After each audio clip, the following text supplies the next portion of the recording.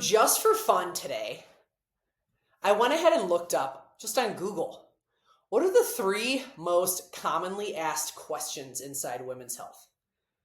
And I thought they were pretty interesting, and they actually really are on par with some of the things that I've been curious about, and I'm sure some of you have been curious about. And so I want to kind of talk about them today because I think, again, this is part of really trying to identify what are the things that women are most curious about learning when it comes to our inside out wellness, and how can we continue to normalize the discussion around these topics. One of the things that I actually just posted out on my social today was how I really truly am shocked by how little we are taught about our hormone health as women. We really are. There are things that I still learn daily that I truly believe I should have learned 25 years ago.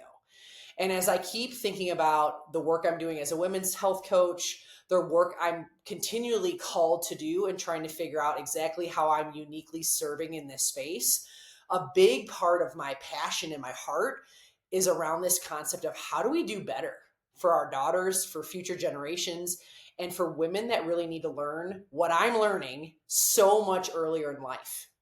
I really believe that if I knew what I know now, even 10 years ago, it would have completely changed the way I've taken care of my health, the way I've prioritized certain things, the way I've leaned into certain kinds of habits, the way I've, adopted specific kinds of practices in my lifestyle. Like, it just would have changed so much of what I've been practicing, and also the narrative around how do we really take care of our health and how do I really take care of my health as it's evolved over time. So let's talk a little bit about what did Google tell us? What did Google share? So what are the three most common questions asked right now when it comes to women's health? And obviously this is something that's generated off the internet, but I think it's pretty on par to what a lot of women want to know.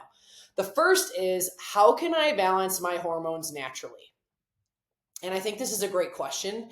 And I know for me personally, this is something that I've been learning a lot about.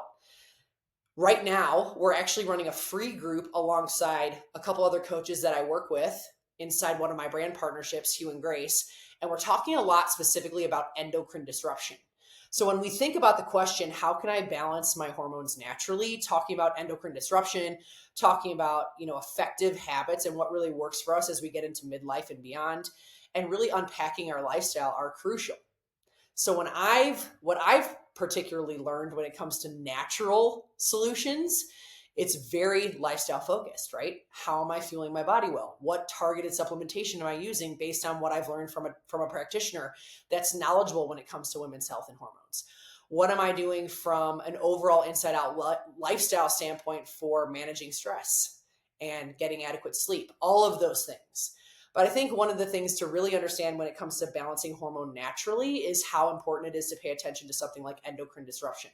I actually did another podcast a couple weeks ago on this topic that I will drop into the show notes of this specific podcast episode. But endocrine disruption is a big one. And essentially what we need to understand about endocrine disrupting chemicals and EDCs in our environment and in our products, and really in certain ingredients, is that they can truly wreak havoc on our health. When we are consuming different kinds of products or ingredients that are classified as EDCs, or if we're utilizing those things on our skin, which is the largest organ in our body, they can actually mimic how our hormones communicate inside our body, and it affects how our hormones can communicate effectively. And so when we're thinking again about natural solutions, paying attention to the products we use in, on, and around our bodies and in our homes matters. So that's one way that I would kind of target answering that question. And I also would love to continue the conversation to hear what you think as far as how do you actually balance your hormones naturally, or what can you do to optimize your hormones naturally? There's so much we can do from a fitness, nutrition, and lifestyle standpoint, but there's a lot of research we have to continue to do, and a lot of normalizing we need to continue to do in order to get through, a lot of the misinformation that's out there related to that specific kind of question. Here's the second question. How can I manage stress, anxiety, and depression effectively? That is a loaded question. And for me, as a women's health coach and as someone who's worked with a variety of different clients in a lot of different capacities, this really brings me to the importance of bioindividuality, which is essentially, what does your unique body and brain need? How can we really come up with a very personalized health plan that speaks to your lifestyle, your goals, and what works for you. That is really the biggest thing when we think about stress management, managing anxiety, managing depression, managing any kind of low mood or anything like that we may be experiencing. So much of it comes from really understanding your personal lifestyle, your goals, your well-being, where you maybe need more support, tools, tips, tricks, and things along those lines. I know for me, as I've especially stepped into midlife, learning about how my hormonal fluctuations absolutely play a massive role in my mental health has been one of the key pieces to what I've learned, and one of the key things that I want to continue to educate women about, because at the end of the day, our hormones are responsible for so many different functions inside our bodies. Our mental health is very much intricately connected to what our hormones are doing, how they're communicating, and if they're functioning optimally. And if they're not, our symptoms, specifically related to mood, can be a huge component to how we feel, right? So I want to make sure that we're speaking about how this is one of those questions where we have to be thinking about, what do we each uniquely need, and how are we coming up with a very personalized plan in order to really address a specific question like, how do I manage my stress? How do I manage my anxiety and my depression? For me, what I've personally done, there's a couple pieces. The first is really making sure that I'm connected to knowledgeable practitioners, therapists, counselors, doctors, people that have knowledge related to women's health and hormones, people that have helped me get through very specific testing and data on my body. So I had the capacity, or I should say the information I needed, in order to really understand my unique deficiencies, my unique imbalances, and what did my body and brain need in order to get back to a place of feeling like I was able to function optimally from the inside out. That was a big one.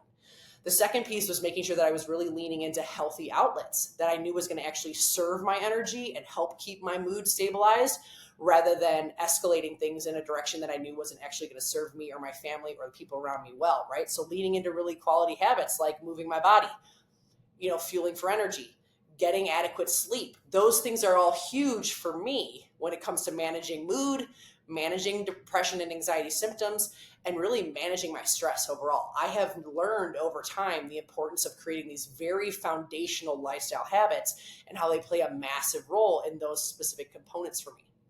And the third one is very targeted supplementation. So I'm a huge believer in targeted supplementation. Once you have more direct data on your deficiencies and your imbalances for your body, right? One of the biggest things to understand for us as women, especially because our physiology is so unique, is that we literally change every single day, right? Our hormones are fluctuating that much. So deficiencies and imbalances can be different every single day. And they ebb and flow throughout different seasons of our life and as our health evolves over time. That's why having specific data on your body matters. So targeted supplementation has been really big for me. I've also started bio-HRT, right? Hormone replacement therapy. That has been another big one for me as I've learned more about my deficiencies. And I'm also diving into more information with my practitioner about peptides and different kinds of protocols, tools, and tips and tricks of things that I can personally use based on what my body is sharing related to testing and related to really understanding how my health has evolved. And as I get more data and as I put more pieces together, I've been able to really pinpoint what is it that I uniquely need in order to manage things like the mental and emotional component, stress, anxiety, all of those specific things related to how we feel. It's so important to know that you and what you need is very unique to you. Here's the third question. What are the best ways to manage menopause symptoms? And oh my gosh, that is another loaded question. And again, I kind of quickly just Googled this to see what came up. And I thought it was interesting that these three specific questions came up because there are a lot of questions that I hear often as a coach. They are absolutely questions that I have personally looked at and have asked my doctor about, have asked my colleagues about, have asked my friends about. And I think it's, again, really important to have spaces and places and information inside podcasts, books, groups, communities, all the things where we can talk about these specific questions and so much more than this related to women's health. So what are the best ways to manage symptoms? I kind of already spoke to this in the last point, but really the biggest thing is to first identify what the symptoms are and not downplaying them. I've actually talked about this in other episodes too, is that sometimes as women, we gaslight ourselves, right? We come up with a reason why we might be feeling extra fatigued, or why we're not sleeping well at night, or why we, are having mood changes, things along those lines. We come up with justifications and reasons why those things might be occurring. But here's the truth. There may very well be a deeper reason why those specific symptoms are cropping up.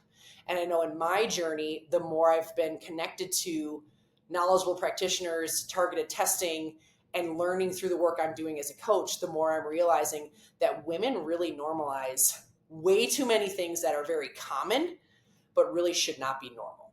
And a lot of the symptoms that we experience, specifically as we get into the menopause transition, but really in this perimenopause stage, which can last anywhere from 10 to 12 years before you actually hit menopause, we have to be talking about the symptoms that we're experiencing, and we have to stop downplaying them and normalizing them, and instead say, maybe there are things to my mental health, my physical health, my emotional health, and really what's happening inside my lifestyle with my habits that really isn't serving me anymore. And I need more tools, tips, tricks, ideas, and connections with knowledgeable people in this space that can help me feel supported as I'm navigating this specific season of my life.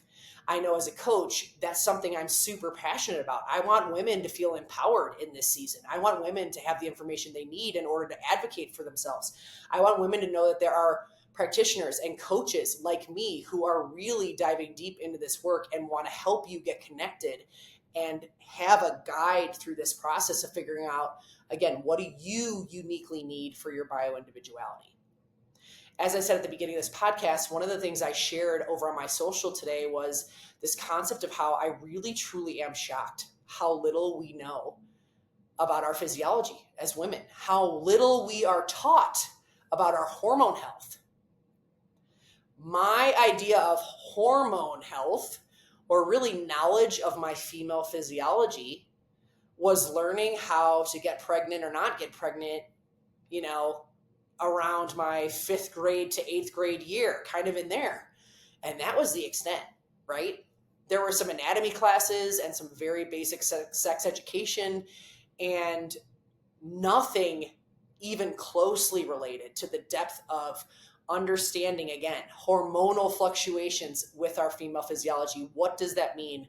When are our hormones surging? What does that mean? What exactly is ovulation, and how does that affect how we feel? What exactly is our cycle, and why are we feeling the way we do when we have a cycle?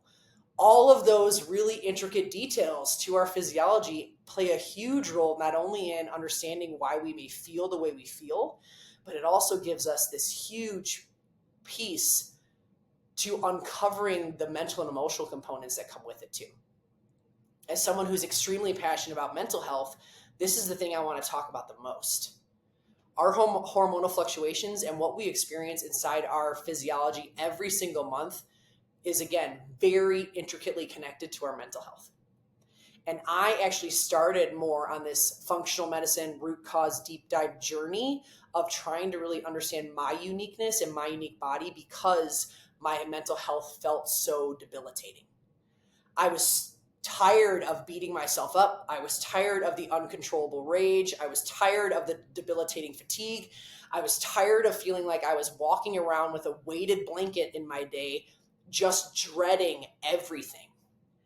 And now that I, again, am in this place of years into this process of discovery and uncovering and unlearning and getting connected to knowledgeable people that are really doing this inside out work for women's health, I feel so grateful for the experience that I have had, no matter how hard it's felt, no matter how isolating it's felt, because I now know that I have 110% the tools, the resources, and the guidance and perspective I need in order to lead women well on their own inside out health and wellness journey. So as we kind of recall these 3 questions today that, again, I kind of Googled to see what are the most common things that women are asking, or what are maybe the most common things that women's health, that on the topic of women's health, that people want to know more about. The questions as a recap are, again, how can I balance my hormones naturally? How can I manage stress, anxiety, and depression effectively? And what are the best ways to manage perimenopause/menopause symptoms? And here's the recap or the most important thing that I want to share. I shared this last week and I'll share it again. Bio-individual health matters. This is a lesson that I've learned the more I get into midlife, the more I get into perimenopause, the more I implement targeted supplementation, bio-HRT, work very strategically on my mental and emotional well-being alongside very strategic fitness and nutrition and lifestyle practices, right? Very foundational lifestyle practices. I've learned firsthand why personalized health plans matter. And these 3 questions, in a nutshell, all encompass this idea of really the importance of learning your unique needs, your unique body, your unique brain, what works for you, and understanding what works for one person likely won't work for you as well. And what was once working for you will likely not work for you as you get older. Our health evolves over time. And as a women's health coach, that's the biggest thing I want to empower women to embrace. Even though our health evolves and maybe what we once were doing doesn't work anymore, that doesn't mean we stay stuck. That doesn't mean we stay stagnant. That doesn't mean that we can't get to this place of really feeling amazing from the inside out and stepping into our strongest selves. It literally just takes getting connected to the right practitioners, working with knowledgeable coaches like me, and making sure that you feel supported and empowered with information that will inevitably serve you for your longevity wellness. Thanks so much for tuning in today. See you in the next one.